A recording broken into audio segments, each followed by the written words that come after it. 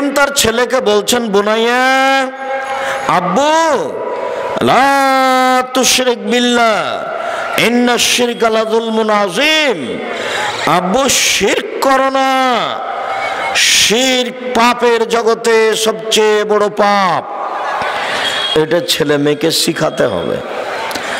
আমাদের দেশের বাপ মায়েরা শিরক শব্দটা তাদের কাছে নতুন শব্দ। এ দিয়ে কি হয়,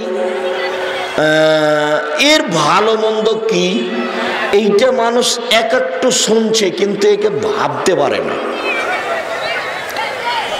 এটা আরবিরা ভাবে, খুব বেশি ভাবে। ইন্না লিল্লাহি ওয়া ইন্না ইলাইহি রাজিউন বলে কি?